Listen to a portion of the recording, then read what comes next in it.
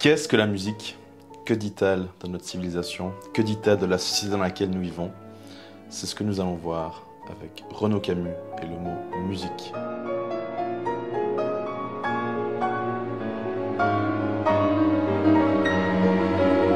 Ce petit texte vient du dictionnaire des délicatesses du français contemporain, écrit par Renaud Camus. Texte qu'il a repris aussi dans Le Petit Remplacement. Donc la musique a vraiment une place centrale dans ce petit remplacement qui est, entre autres, la grande déculturation, les inhéritiers. Comme le rappelle Renaud Camus, musique est un mot qui, dans la dernière décennie du XXe siècle, a complètement changé de sens, ou dont la signification s'est tellement élargie, plutôt, qu'elle n'a plus qu'un rapport très partiel avec ce qu'elle était. Il suffit d'ouvrir les yeux, et dans ce cas précis, ouvrir grand les oreilles, pour se rendre compte à quel point l'évolution musicale a changé, et à quel point le mot musique veut de nos jours tout et rien dire. De Caris, des couilles grosses comme la terre, sur la vie de ma mère, jusqu'à Migos, ou encore Claude Debussy.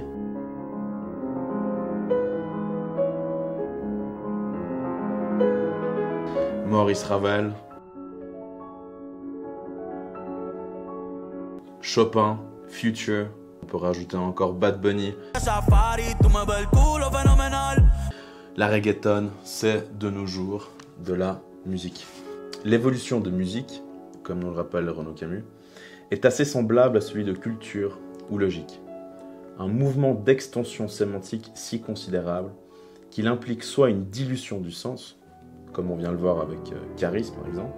Le mot ne veut plus dire grand-chose, puisque ce n'est pas de la musique, c'est plutôt du bruit, de la vulgarité, de la barbarie, plus du tout une civilité. Soit un émiettement, ces significations sont en morceaux, les cultures, culture du monde, culture d'entreprise, culture de rue, culture de la négociation, les logiques, logique de guerre, logique de l'affrontement, logique des transports en commun, logique du tunnel contre logique du détournement. Les musiques, comme par exemple en France, vous avez la chaîne de radio France Musique, qui avait d'ailleurs pendant un très court instant changé de nom pour s'appeler France Musique, musique au pluriel, avant de nouveau revenir sur ce changement pour rester musique au singulier. Dans nos grands artistes, il faut quand même que je cite un artiste suisse, puisque nous avons plusieurs. Nous avons Joseph Joachim Raff,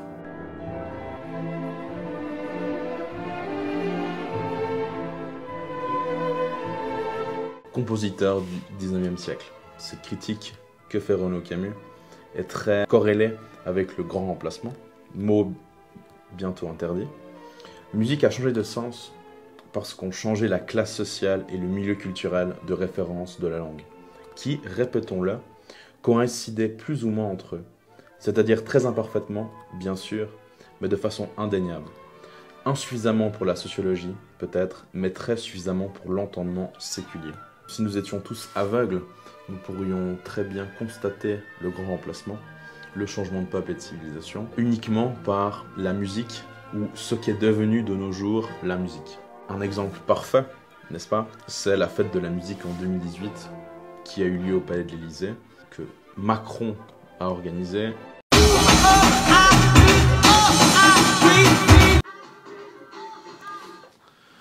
Alors, outre le fait que l'on blasphème totalement le lieu, qui est quand même un lieu sacré, puisque c'est le lieu où s'exerce le pouvoir présidentiel, il y a notamment, si on peut le voir, le petit remplacement et le grand remplacement réunis, c'est-à-dire l'hébétude, le bruit, la déculturation, des sortes de danses totalement qui n'ont rien à voir avec notre civilisation, c'est-à-dire la civilisation européenne. Ce qui prouve bien, et comme le rappelle Renaud Camus, un changement de classe sociale et de milieu culturel.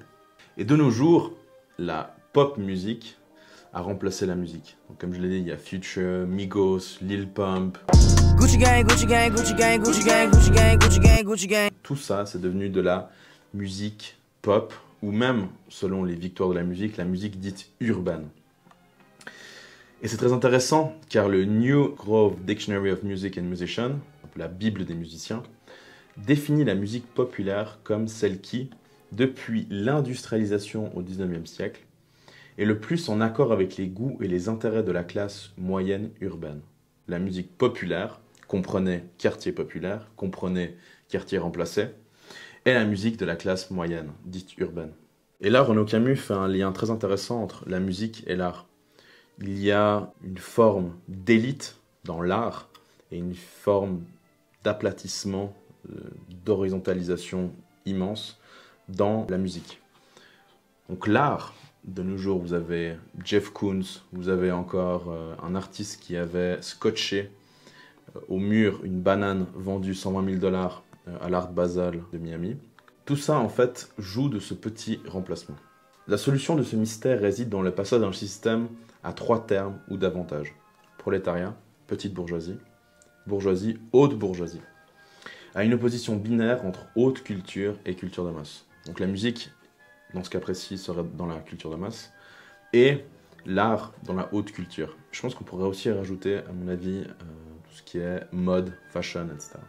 Entre culture légitime, comme disent un peu ridiculement les anglo-saxons, et culture populaire. Entre culture et inculture, selon les points de vue des uns et des autres, bien entendu, et selon le degré d'agressivité de leurs formulations respectives.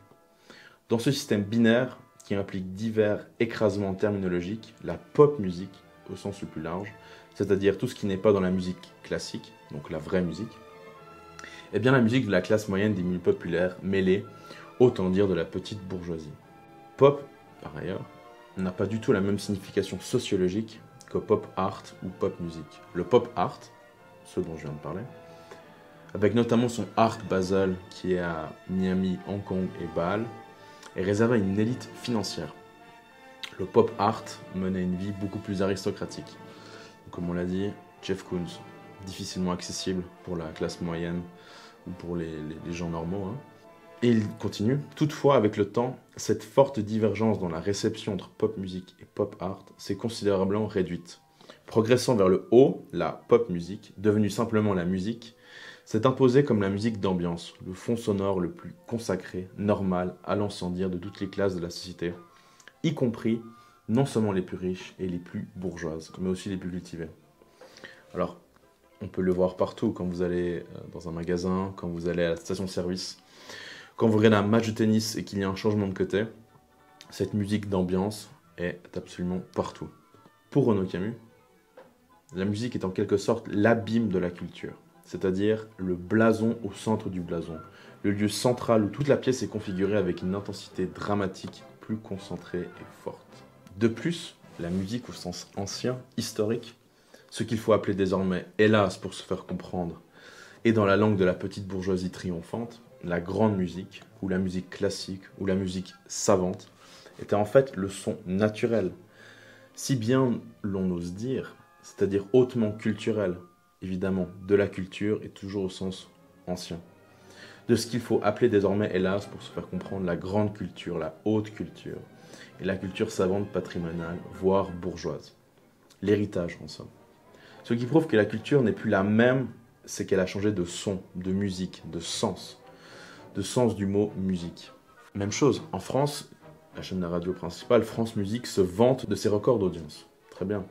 Mais c'est le même problème avec les pseudo-records de vente de livres. Très bien, on vend de plus en plus de livres. Le livre n'est pas la chose littéraire par excellence. Vous avez des livres de cuisine, vous avez des BD, mais ce n'est pas quelque chose de littéraire, quelque chose d'élevé, quelque chose de pointu. France Culture, se vantant de ses records d'audience, au final réduit et remplace la musique par de la politique, donc de l'idéologie et donc de la propagande pure. Ce n'est pas seulement la musique qui a changé de sens, mais tout son champ lexical. Notamment, Booba est en concert. Damso sort son nouvel opus. PNL 6, 7, 8, Clicos sont des compositeurs. Non.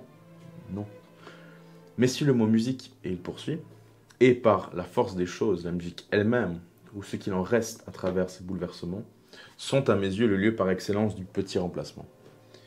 Le point où l'on peut observer le phénomène de la façon la plus nette et la plus pure. Ils sont aussi l'un des sites du grand. L'un de ceux où celui se manifeste avec le plus d'ampleur et de clarté. Le petit remplacement, c'est le changement de culture. Le grand remplacement, c'est le changement de civilisation. De nos jours, 3/4 de la musique dite populaire, 3/4 de la musique que l'on entend dans les fitness, dans les stations-service, salles de cinéma, que sais-je, partout, est de la musique en fait en anglais. Donc elle n'a plus rien à voir avec ce qui est purement francophone ou de la civilisation européenne. Anglais comprenez américain.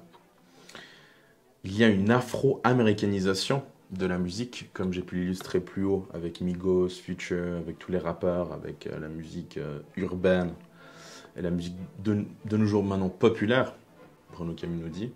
Le détour par les États-Unis n'est plus indispensable à la montée en influence et en présence des musiques africaines, fussent-elles subsahariennes ou arabo-musulmanes. Au sens de la musique populaire, au sens large. Si large qu'autant dire par résignation provisoire, musique tout court, comme font tous ces turiféraires. Il suffit d'ouvrir l'œil ou les yeux pour constater le changement de peuple et le changement de civilisation, et que ça n'a plus rien à voir avec la musique française. Quelle est la nouvelle chanson des Bleus? Après Johnny Hallyday et Herbert Léonard, c'est donc Youssoupha qui va accompagner les Bleus durant l'Euro 2011 avec sa chanson « Écris mon nom en bleu » dont le clip a été dévoilé mercredi 19 mai 2021. Les deux remplacements sont déjà largement opérés, celui de la musique et de la culture patrimoniale par la musique et la culture populaire, celui de la France nation ou peuple par la France monde. Tout cela est en fait totalement imbriqué. Ce qu'il faut comprendre, c'est que l'un facilite le parachèvement et l'accomplissement de l'autre. Il suffit de sortir un petit peu et de voir qui, de nos jours, écoute ce rap.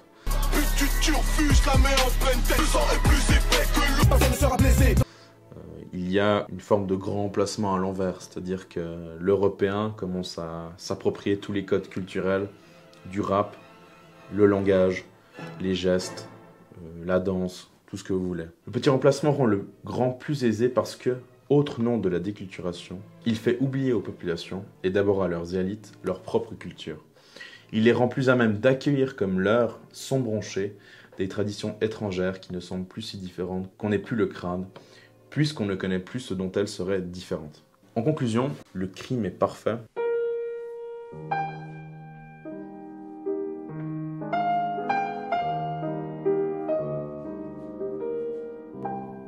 C'en est tout pour cette vidéo. N'hésitez pas à aimer, commenter, partager, à me donner votre avis sur le mot musique de Renaud Camus. Et on se voit très vite pour une prochaine vidéo. À bientôt.